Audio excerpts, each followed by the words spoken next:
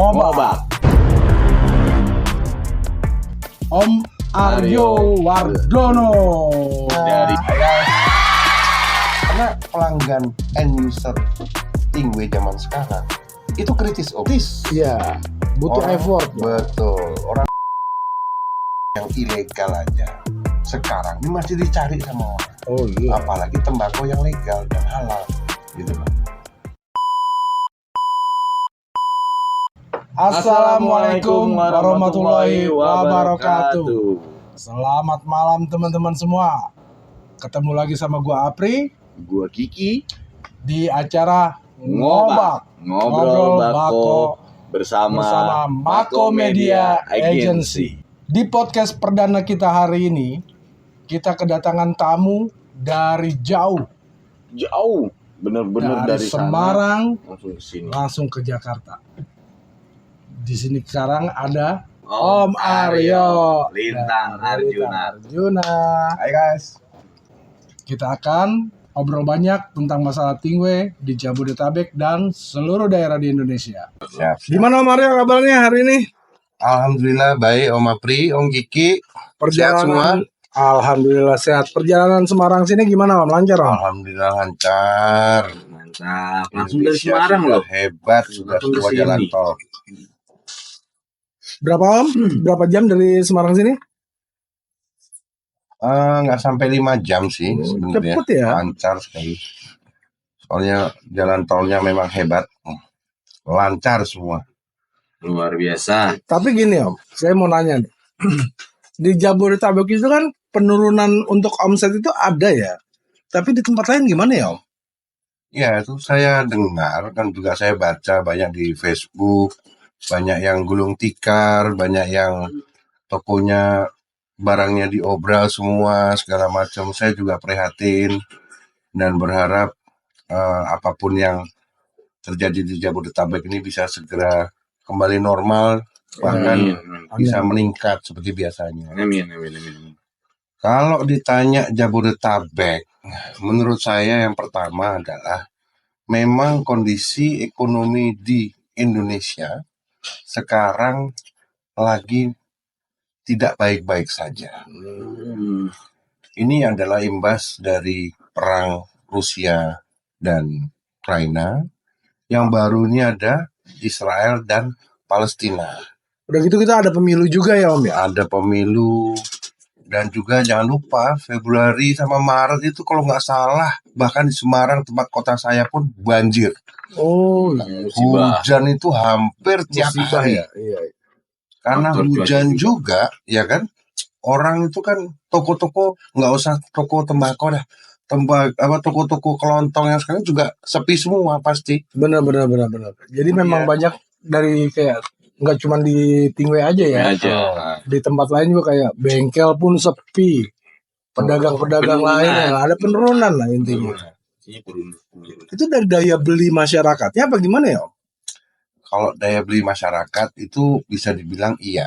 Jadi begini, kalau kita ngomong, kita kan tadi bahasnya Jabodetabek ya. Iya. Tapi sebelum bahas Jabodetabek itu, kalau saya boleh kasih info sedikit, para mitra saya yang ada di luar Jabodetabek, ada yang turun, tapi tidak begitu. Kalaupun turun, setelah Lebaran ini mereka rebound ke tingkat normal bahkan lebih. Oh, Bisa dilihat di kota Batang, di kota Pati, di kota Kediri, Surabaya, bahkan sampai Sulawesi itu cenderung malah meningkat. Gitu. Jadi saya heran, sampai di Jawa Barat pun, di Cirebon pun masih meningkat. Di Purwokerto, Banyumas masih meningkat. Begitu masuk Jakarta, Jabodetabek, saya langsung nih cek langsung khusus ke keliling Jawa Barat dan Jabodetabek ini untuk melihat langsung apakah benar terjadi penurunan yang signifikan itu. Nah, kalau penurunan Om Kiki kan tadi katanya memang ada penurunan di beberapa toko ya. Betul. Memang di daerah mana Om? Penurunan daerah Jakarta Timur. Itu memang bahkan di wilayah saya sendiri ya, itu ada kurang lebih sekitar 5 toko tutup. Gitu. Ini kan memang saya rasakan juga itu. Penurunannya lumayan Signifikan drastis. ya. Gitu ya. Kalau di Om Apri? Saya cuma ada beberapa toko ya memang nggak begitu inilah Om, nggak begitu apa ya? Tidak seperti biasanya lah. Ya, cuma sebatas itu aja sih. Oke. Jadi kita bahas Jabodetabek ya. Banyak orang bilang katanya yang pertama gara-gara rokok bodong apa rokok R2. Ya. Iya. Menurut saya memang rokok bodong itu dari tahun di sebelum 2000 pun rokok bodong itu sudah Nggak banyak. ada ya. Gitu loh.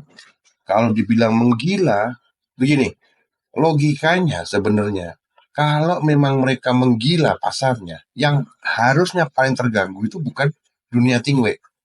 Rokok premium seperti Gudang Garam, Yang konvensional tuh Sampurna, ya. Jarum segala macam, yang harusnya teriak tuh mereka. Karena pasti pangsa pasarnya mereka tergerogoti lebih dari 10 bahkan bisa sampai 20%. Kalau itu terjadi, biasanya langsung habis tuh pengalaman saya. Langsung ada satgas, ada apa yang langsung dari mungkin dari bea cukai atau dari satgas gabungan segala macam yang memberantas rokok bodong. Makanya melalui podcast ini juga kita sebagai penggiat tembakau dan tingwe segala macam, ya kalau bisa didengarkan oleh pemerintah bahwa rokok bodong ini kita bisa jumpai di hampir di toko-toko Madura. Benar. Dan itu kenyataan di semua kota, di Semua. semua pulau. Di sini pun banyak. Itu dia, harga dari 6.000, 7.000, 8.000. Dan hebatnya sekarang malah semua pakai ada rasa-rasanya kayak tingwe. Wah iya. Ada rasa kopi, rasa teh segala macam. Luar biasa. Untungnya berapa? Itu pun harga segitu untungnya besar sekali. Gitu. Tapi anehnya, kok raksasa-raksasa rokok ini kok belum Diem ada aja. pergerakan. Iya. Saya juga heran gitu loh. Ya mohon maaf, namanya rokok bodong itu buat itu gampang. Yang susah itu logistiknya. Bagaimana mereka membuat di suatu tempat dan menyebarkan di seluruh Indonesia itu yang paling sulit. Dan itu tidak mungkin menggunakan tanpa menggunakan bantuan tanda tanya saya nggak mau ngomong. Nah, iya. Ya sama-sama ngerti lah Masuk ya. akal kan? Masuk Gitu. akal Om. Jadi apakah yang tadi begini itu terlalu besar pendapatannya sehingga menjadikan ATM segala macam? Ya. Ya itu yang tidak bisa dihentikan. Harus ada memang dari pemerintah khusus. Kayak kemarin kan bea cukai kan disentil tuh sama apa namanya pemerintah gara-gara impor 10 apa bawa dari luar 10 juta kenanya pajak 30 juta apa segala Oh macam. iya. Ya kan? Harusnya pemerintah juga melihat rokok bodong ilegal yang semakin menggila. Kalau mereka bilang di mana? Kamu pasti bisa bawa ke nunjukin di mana belinya rokok Oh iya. ilegal kan? Om Apri juga bisa. Saya juga bisa di Semarang banyak sekali. Banyak. Dekat pabrik itu gila-gilaan itu. Iya. Dan terang-terangan. Kok bisa kayak gitu? Ya, itu tadi.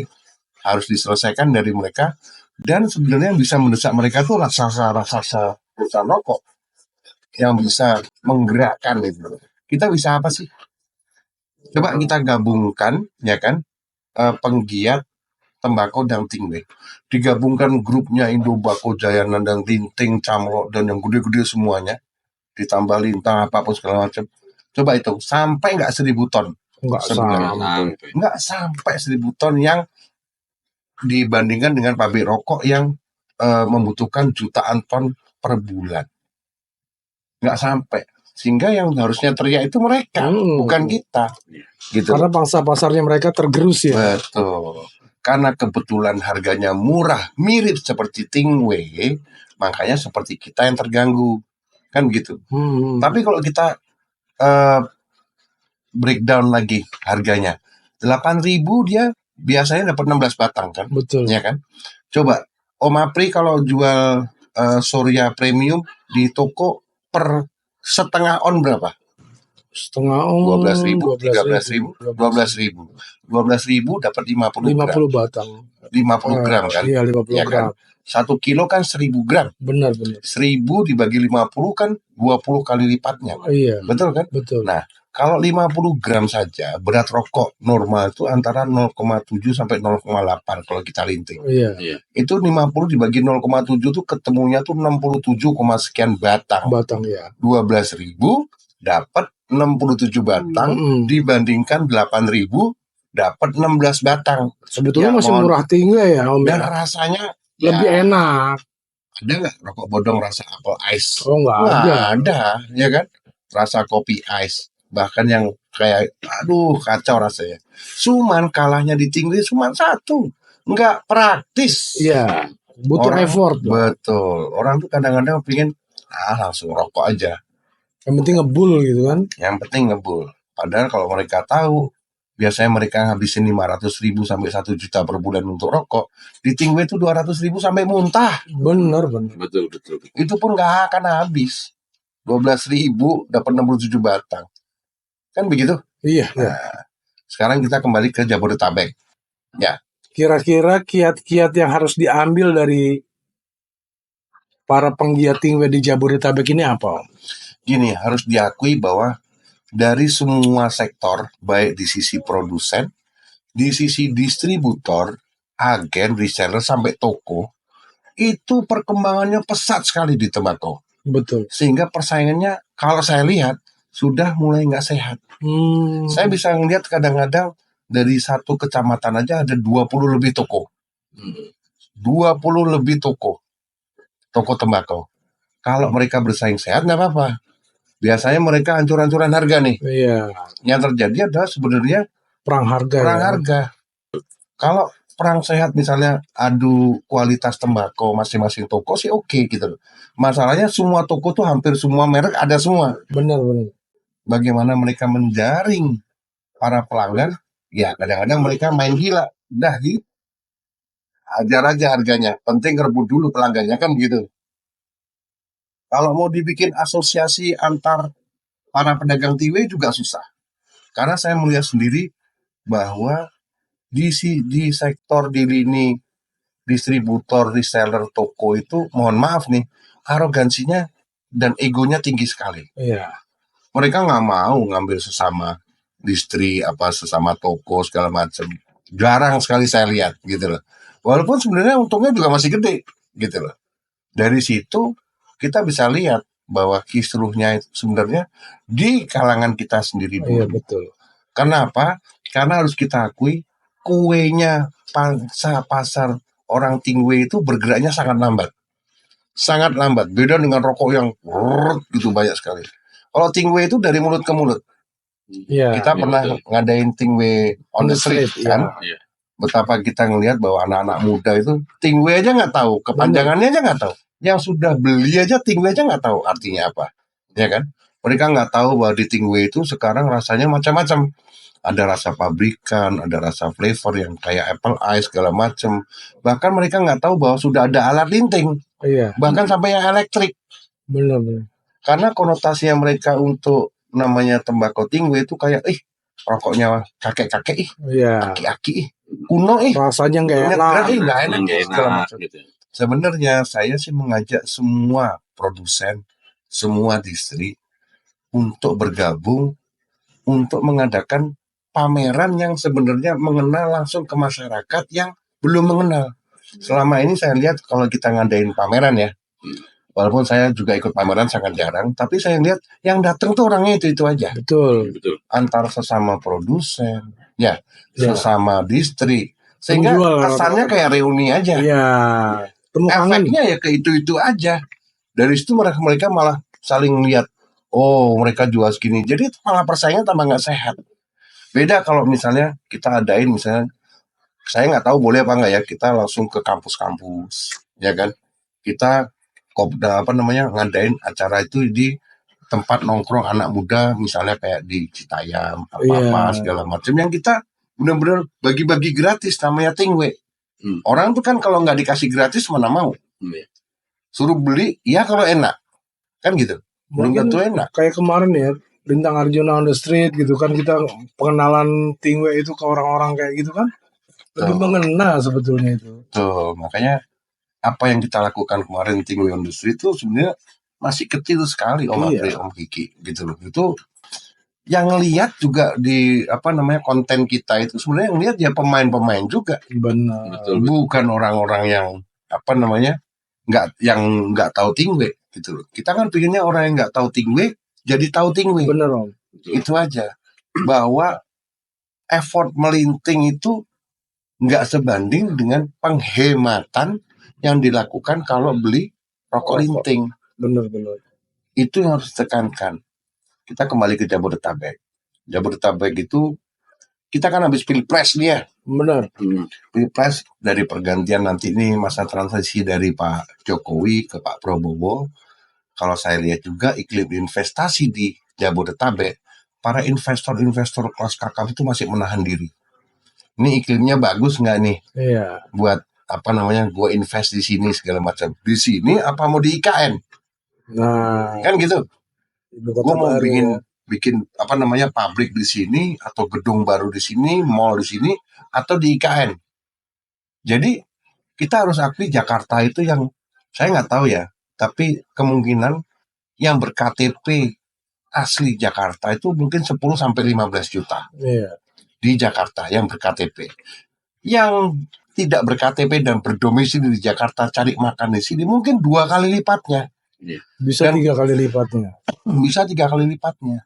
Dan karena iklim investasi proyek-proyek, ya kan, teman saya yang biasanya catering itu bisa dapat sebulan omset di atas 10 miliar, sekarang dapat 1 miliar aja udah bagus. Di konstruksi juga banyak yang mandek. Om tadi bilang di bengkel segala macam, dan Om ngerasain sendiri kan, mau nyervis motor aja rebutan. Oh iya. Langsung, mana motornya saya ambil, saya jemput bahkan, kan gitu. Itu bukti bahwa sekarang memang iklimnya lagi tidak bagus.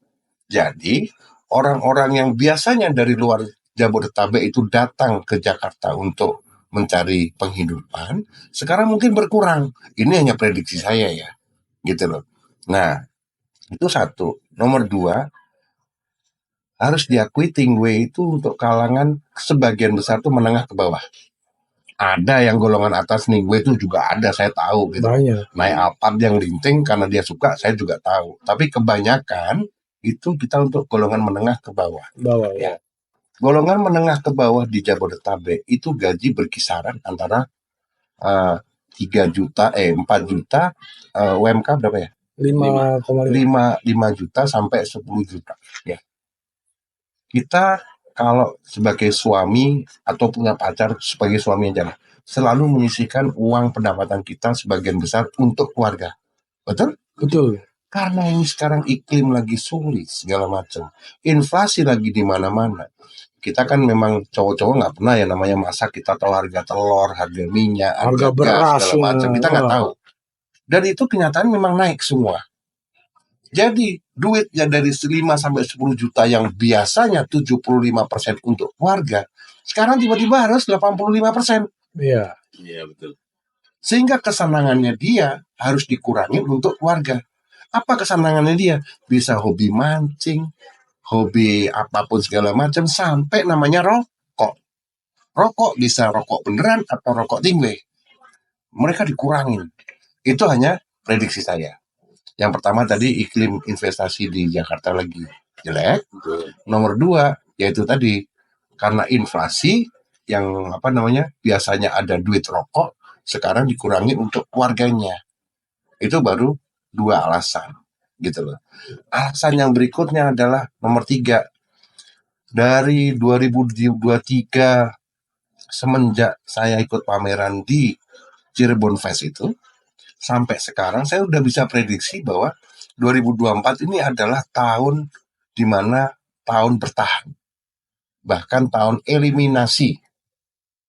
Di tingkat produsen, di tingkat distri, di tingkat reseller, sampai toko. Kenapa? Karena kebanyakan orang bikin toko itu, saya lihat ikut-ikutan. Iya. Kalau saya lihat orang-orang yang jual, ya kan segala macam, itu kadang-kadang saya lihat produknya mungkin mereka kurang menganalisa apa yang dibutuhkan oleh pelanggan. Iya. Karena pelanggan end user Tingwe zaman sekarang itu kritis, Om. Benar. Karena begitu banyaknya pilihan. 2020 sampai 2022 itu zaman keemasannya grupnya Indobaku, Betul. Dayana, Camo. Ntar di tit gitu ya. Ya. Emang kita kan bahas juga. Oh iya. Memang itu kenyataannya kan. Benar. Terus tiba-tiba 2023 sampai sekarang ini kalau kita lihat di Facebook, Instagram segala macam, produk itu tambah banyak. Saingan tambah banyak. Pemainnya tambah banyak. Otomatis istrinya tambah banyak. Tapi kuenya tetap segitu. Kuenya masih bergeraknya ada pasti penambahan. Penambahan ada tapi nggak sesignifikan itu. Tidak signifikan. Gitu loh. Jadi 2024 ini saya mohon kepada seluruh pemain Tingwe untuk benar-benar udah bertahan itu udah bagus. Udah bertahannya bagus. Karena nanti memang seperti hukum alam dan hukum dagang juga, supply dan demand. Sekarang ini demand-nya ya segitu-segitu aja, supply-nya banyak sekali. Sehingga yang diuntungkan itu adalah end user. Dapat harga karena persaingan harga ya, jor-joran murah segala macam. Yang mana sebenarnya merusak apa namanya? Sistem dari harga dan ya, penjualan Tingwe sendiri. Gitu. Jadi ada 3 alasan tadi ya, gitu loh. Pemain tambah banyak. Iya. Yang kedua, inflasi segala macam. Yang ketiga, memang aku yang bilang tadi apa? Yang pertama, inflasi daya beli. apa namanya? Investasi di Investasi Jakarta ya. buruk, kurang bagus ya. kurang bagus. Itu Jabodetabek gitu. Kalau di luar pulau, di luar di dalam Pulau Jawa, Jawa Tengah, Jawa Timur, saya merasakan sendiri mitra-mitra saya ada yang stagnan, ada yang berkurang. Tadi Om juga telepon kan sama salah satu mitra, Kang Arjuna kan, lagi oke Om, Betul. naik Om, bahkan rame cenderungnya gitu loh. Saya ikut prihatin memang untuk di Jabodetabek ini apa solusinya? Ya biarkan mengalir seperti air. Karena kita ini Tingwe ini benar-benar masyarakat kecil sekali dibandingkan dunia rokok yang luar biasa di Indonesia. Ya, dari sini dulu ada pertanyaan. Kiki, ngantuk lo. Gimana? Jadi pendengar setia. Enggak sih, tapi kalau menurut gua yang namanya di Jakarta itu Jabodetabek itu lebih bertahan itu lebih baik lah ya. Bener kata Om Mario tadi. Bertahan aja udah bagus kita di Jabodetabek. Tapi kemungkinan tetap akan ada peningkatan ke depannya tuh. Betul, peningkatan kualitas, ya kan? Dan jangan lupa harus diakuin bahwa namanya ini kan candu. Bisnis candu ini kita dari sebelum Masehi aja orang udah nyatu. Iya. Sampai sekarang, mohon maaf nih ya. Nama yang ilegal aja. Sekarang ini masih dicari sama orang. Oh iya. Apalagi tembakau yang legal dan halal, gitu loh. Jadi bisnis ini jangan khawatir, nggak akan pernah berhenti. Krisis moneter 97 itu statistik pendapatan pabrik itu malah meroket begini. Banyak orang stres cuma begini nih. Oh, iya. Aneh memang. Kadang-kadang ada istilah mending rokok tapi nggak makan. Beli rokok daripada beli makan. Aneh juga memang. Jadi kayak emang kalau orang laki itu stres itu tinggal ngambil pancingan. Nah, pancing sambil ngerokok kan enak tuh. Ngilangin stres tuh. Bukan sih.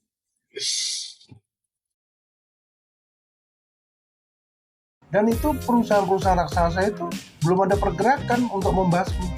Apa diam-diam dan nyiapin sesuatu saya juga nggak tahu. Kita ngerasa terganggu kok yang harusnya paling terganggu kok nggak teriak. Kalau ada aparat pemerintah yang mendengarkan podcast ini, ya kan, janganlah dibutakan bahwa rokok bodong itu tidak merajalela. Ayo Pak, tolong Pak dibantu Pak rokok bodongnya Pak. Saya nggak mau menyebutkan nama, tapi saya pernah berbicara sama pimpinan Bea Cukai. Sebenarnya kalau toko-toko tembakau itu membuka jasa linting itu boleh apa enggak? Padahal sebenarnya dari zaman nenek moyang kita tuh seninya ada melinting. Sebenarnya. Jadi sebetulnya di Tingwe itu sendiri ya bisa pilih rasa sendiri loh. Mereka bisa mengeksplor. Iya, bisa mau rasa yang nggak pernah ada di toko pun bisa dijadiin itu loh.